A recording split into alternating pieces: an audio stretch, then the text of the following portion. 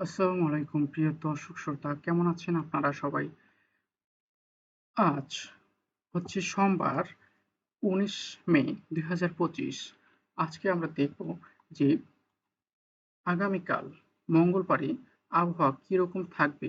আপনারা দেখতে পাচ্ছেন এখানে রংপুর, বগুড়া, রাজশাহী এবং ময়মনসিংহে এবং সিলেটে কি ধরনের বজ্রপাতের সম্ভাবনা রয়েছে এবং প্রচুর পরিমাণে ১৪ মিলিমিটার অর্থাৎ ভারী বজ্রপাত সহ শিলাবৃষ্টি হওয়ার সম্ভাবনা রয়েছে আজকে রাতের দিকে।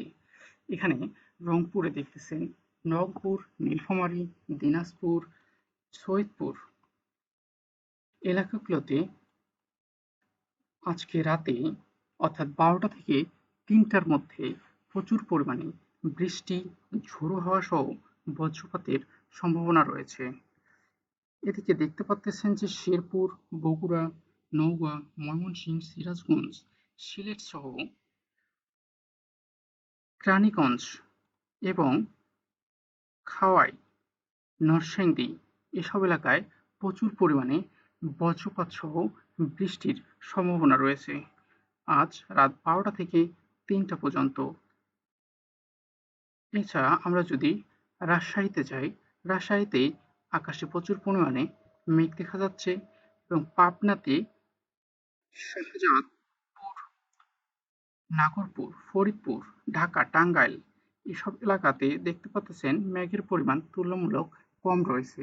তো মাঝে মধ্যে বৃষ্টির সম্ভাবনা রয়েছে এবং এছাড়া আকাশে মেঘ দেখা যাবে। আপনার যশোর, খুলনা, বরিশাল, সাতক্ষীরা এসব এলাকাতেও বৃষ্টির সম্ভাবনা রয়েছে।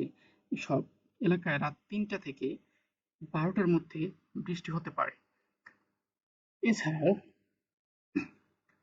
কক্সবাজার, চট্টগ্রাম এসব এলাকায়ও মেঘের পরিমাণ রয়েছে, তবে বৃষ্টির সম্ভাবনা কম রয়েছে।